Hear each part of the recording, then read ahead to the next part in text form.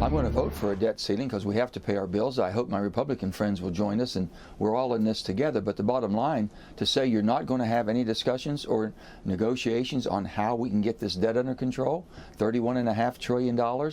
In the last 10 years, almost $20 trillion. That was a key point. Will he vote for a clean debt ceiling raise? It was West Virginia Senator Joe Manchin with me yesterday on Sunday Morning Futures telling me, yes, he will vote to raise the debt ceiling, but he wants a discussion around the $31.5 trillion in debt. A new Fox News poll finds 57% of voters say that they have less money in their pocket now than a year ago. That's up from 50% of voters saying the same in February 2022.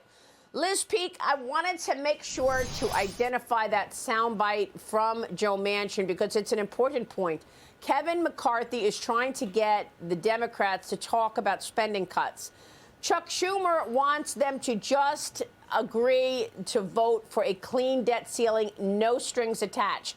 This is where the rub is going to be as these discussions heat up in the coming months. Your thoughts? Yeah, Maria, no question. The White House has said there should be no discussion about it. And we know in the past, both Schumer and President Biden have participated in talks about making concessions on spending in order to raise the debt ceiling. Look, I think Americans are very alarmed about our increasing debt and deficits, which is why President Biden continues to utter sort of totally dishonest claims about lowering the deficit. The reason he does that is Americans are nervous about this.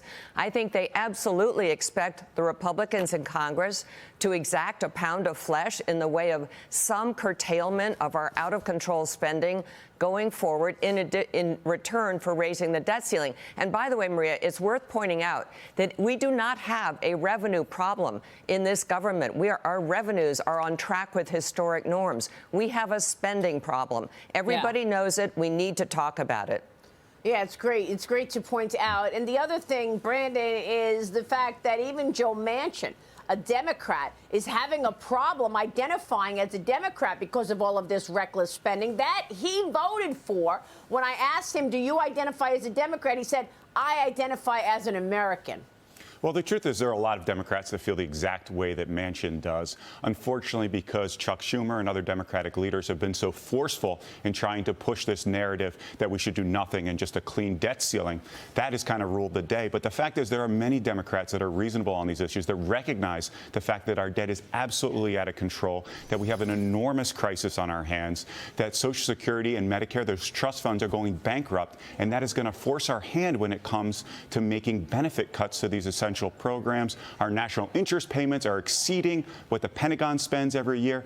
The nation's debt is out of control, and Democrats, Republicans need to get together to do something about it.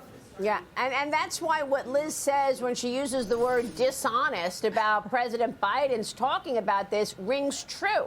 Because, Liz, Biden keeps coming up, with attacks against the Republicans for wanting to change Social Security, but he's got no plan. We all know Social Security is going to be insolvent by 2035. Yeah, it's very dispiriting that we've taken entitlements programs off the table. We can't even talk about it now when obviously this is a huge issue confronting, if not this Congress, the next one and the next president.